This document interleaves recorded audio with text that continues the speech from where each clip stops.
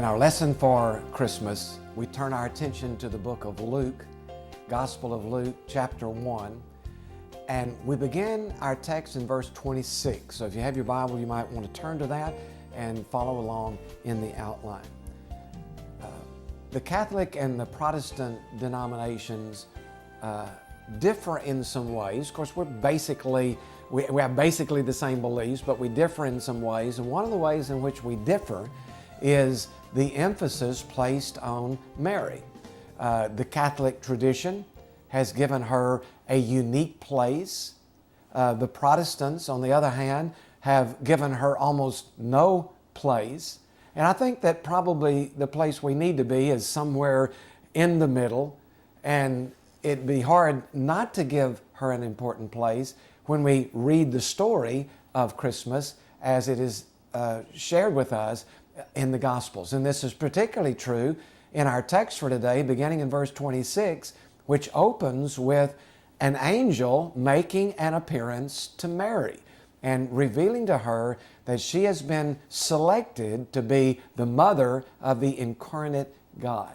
So let's try to maybe set aside our Protestant prejudices here and look with a new eye at Mary and the important part she played in the story of Christmas. Now, who was this woman who was chosen to be the mother of the Messiah? Her name's not even mentioned until verse 29 in our text, but 26 simply says that she was a woman who was pledged to be married to a man named Joseph. Now, it's hard for us to parallel that to our experiences today. We have engagement and then we're married. In those days, you had pledged to be married and then married. But it was pledged to be married is not the same as engagement. It was a much more serious commitment. It was basically a commitment that you were married, except that the marriage was not yet consummated in a physical way until the marriage itself. So this is a serious commitment to marry Joseph, and this is the Mary that we're introduced to in our text.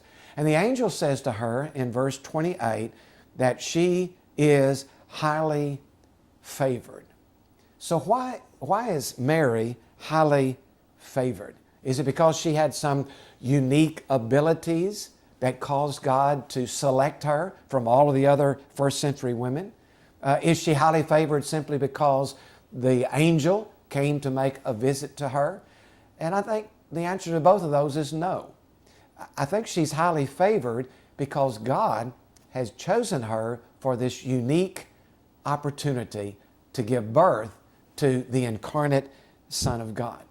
Now, when the angel came to young Mary and made this revelation, we should not be surprised to read in verse 29 that Mary was greatly troubled at his words and wondered what kind of greeting this might be. I would think that she would be greatly troubled. What greatly troubled her? Well, in part, what greatly troubled her was trying to wrap her minds around the whole concept of what the angel was sharing with her. That God was going to be